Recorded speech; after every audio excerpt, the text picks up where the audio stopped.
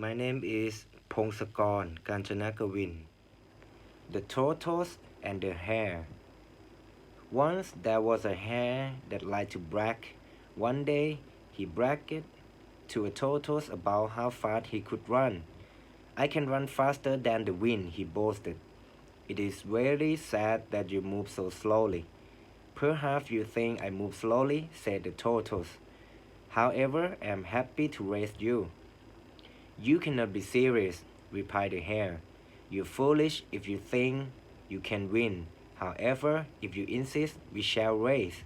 The next morning, when the race began, the hare was far ahead of the tortoise, but that didn't bother the tortoise, who moved at a slow and steady pace.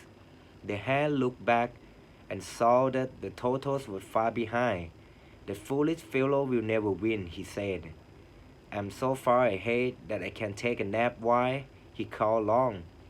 Meanwhile, the tortoise kept moving at a slow and steady pace. After a while, he crossed the finish line and won. When the hare woke up, he saw that the tortoise had won the race while he napped. The Tornado Scare. Early one April morning, a tornado formed and quickly moved toward the town of Madison.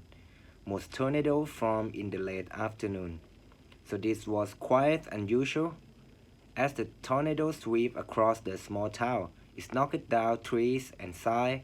A few cars was even turned on their sides. Jerome heard a howling noise outside his window, and he jumped out of bed. When he looked out, he saw a swirling twister. He could hardly believe his eyes. Then he ran to his parents' room to wake them up. His parents did not waste any time. They went downstairs to the kitchen where their dogs, Buddy and Spot, were tumbling. Jerome scooped up both dogs. Then he followed his parents to the basement, where it's safe. Jerome's mother turns on the old transistor radio she had stored in the basement. A reporter was announcing that the tornado was moving east. They stayed in the basement until the reporter announced that their town was safe. Then Jerome and his family went upstairs to have a good breakfast. The garden. Nancy decided one day that she wanted to grow a garden.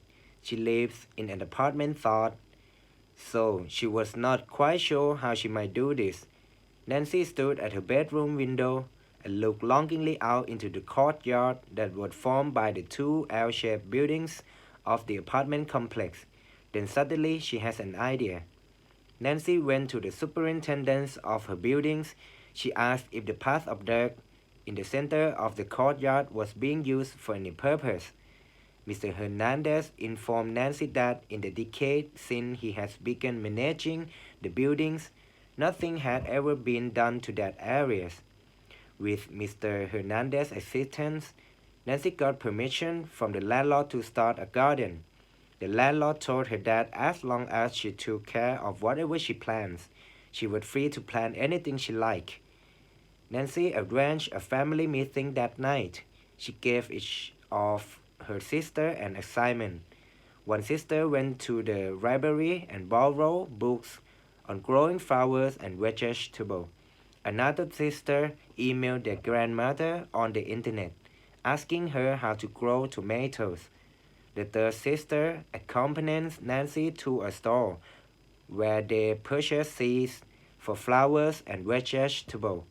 A few months later, Nancy and her family were eating tomatoes from the courtyard garden, and a vase of fresh aster looked gorgeous in the center of the table.